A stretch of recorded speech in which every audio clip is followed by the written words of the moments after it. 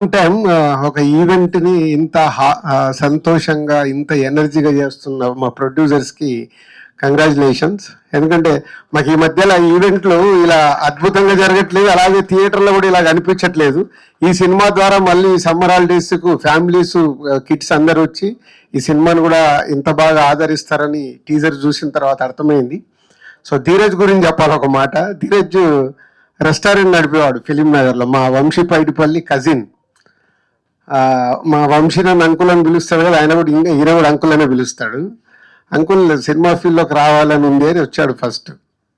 So బాగా restaurant నడుపుతున్నావు కదా, బాగుంది కదా, ఎందుకు cinema field is a risk అంటే లేదు ఇంట్రెస్ట్ అని. అలా నన్ను అడిగి నా ద్వారా కాకుండానే తన ద్వారా తన రూట్ వేసుకుంటూ ఇక్కడ వరకు ఇన్ని సక్సెస్ఫుల్ తీస్తున్న ధీరజ్ని అభినందించకుండా ఉండలేను.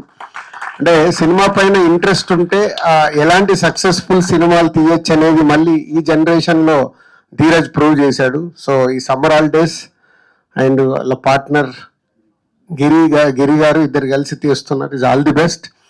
అండ్ న్యూ టాలెంట్ అది కిక్. సినిమాలో ఇంతమంది న్యూ టాలెంట్ ద్వారా ఇంట్రడ్యూస్ చేయడం ప్రొడ్యూసర్స్గా మేము బిగినింగ్స్లో ఎలా అయితే చేశామో అలా చేస్తున్నారు. న్యూ టాలెంట్ వచ్చినప్పుడు ఆటోమేటిక్గా సక్సెస్ ఈజీగా వస్తుందని నేను నమ్ముతాను. సో మీ సినిమా ఈ సమ్మర్ హాలిడేస్ పెద్ద సక్సెస్ కావాలి, మీ అందరికీ మంచి పేరు, అలాగే సినిమా ఇండస్ట్రీకి ఒక కొత్త ఒరవడి. అంటే ఇలాంటి కిడ్స్ సినిమాలు ఎప్పుడూ కానీ రేర్. నాకు వెనకకి తిరిగి చూస్తే ఆలోచిస్తున్నాను ఎప్పుడు వచ్చి ఉంటుంది అని. సో లాంగ్ బ్యాక్ ఒక డెకెట్ అయిపోయి ఉంటుంది. సో ఇలాంటి కిడ్స్ సినిమా మీరు తీసి వినోదం పంచటానికి సమ్మర్ హాలిడేస్ని తీసుకొస్తున్న మీ టీం అందరికీ ధన్యవాదాలు అండ్ కంగ్రాచులేషన్స్. అండ్ దీనికి ఇన్వైట్ చేసిన ఆల్ న్యూ డైరెక్టర్స్, ఇది ఇంకో కిక్ నాకు. అమ్మ బాబు ఇంతమంది కొత్త డైరెక్టర్లు వచ్చేసారు ఇండస్ట్రీకి. So good. వీళ్ళందరూ సక్సెస్ఫుల్ సినిమాలు తీసి ఇంకా ఇవాళ ఇండస్ట్రీ నిజంగా చెప్పాలంటే వెరీ బ్యాడ్ షేప్లో ఉన్నాం. ధైర్యంగా చెప్తాను నేను, అది చాలామంది భయపడతారేమో. ప్రేక్షకుల్ని థియేటర్ తీసుకురావడమే మన అందరికీ బిగ్ ఛాలెంజ్. దానికి మీరు ఇలాంటి మంచి సినిమాలు తీసి ఆడియన్స్ని థియేటర్ తీసుకురండి. ఆడియన్స్ థియేటర్కి వచ్చినప్పుడు ఆటోమేటిక్గా మంచి సినిమాలు నిలబడతాయి.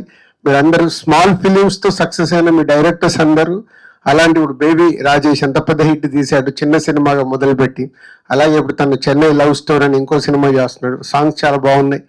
అలాగే పవన్, అలాగే సాయి స్మాల్ ఫిలిం.